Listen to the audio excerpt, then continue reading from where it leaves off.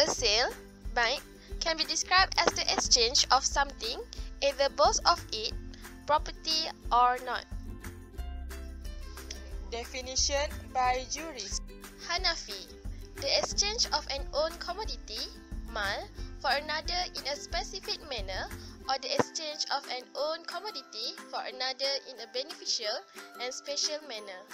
Al-Nawawi, the exchange of an own commodity for another with the exchange of ownership. Ibn Qudamah, emphasizing both the exchange of ownership and taking possession by the new owner. For your information, there are 3 legality in Al-Bay.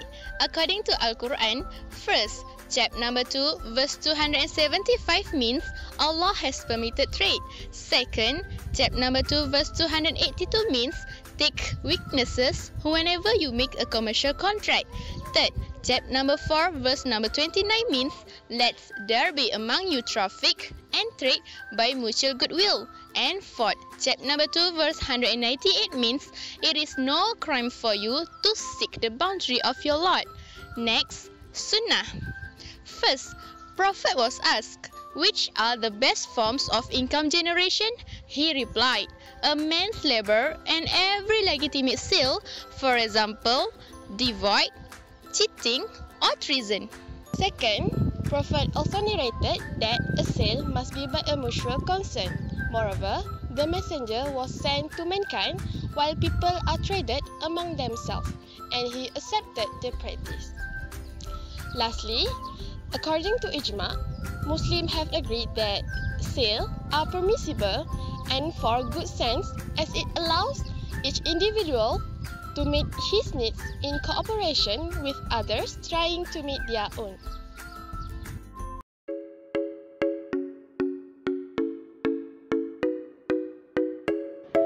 Next, we move to essential element of contract of sales.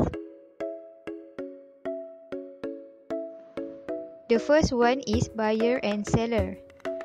They must capable of taking responsibility, not prohibited from dealing with their properties, no coercion.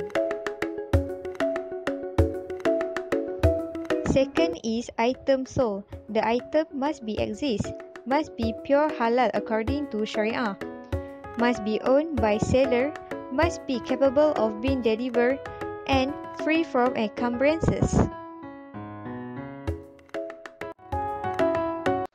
For the third one is price. It must be in non-currency and must be an absolute amount.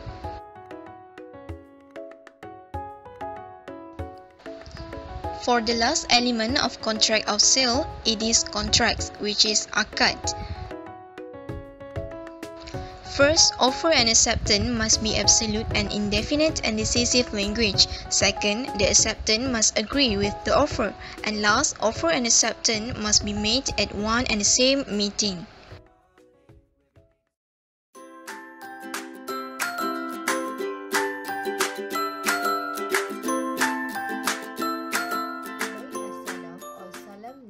Contract in which advance cash payment is made for goods to be delivered later on. The seller undertakes to supply some specific goods to the buyer at a future date in exchange of an advance price fully paid at the time of contract.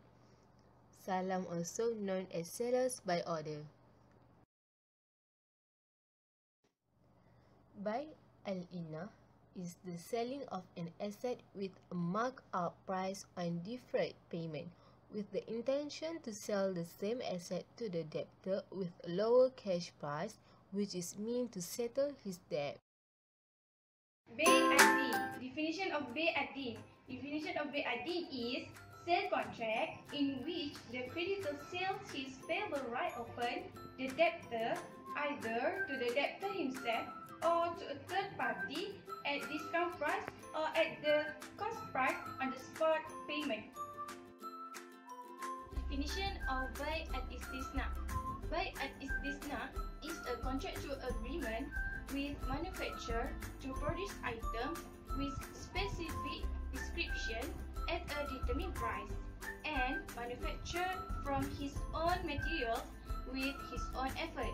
In other words, It is an order to producer to manufacture a specific commodity for the purchaser.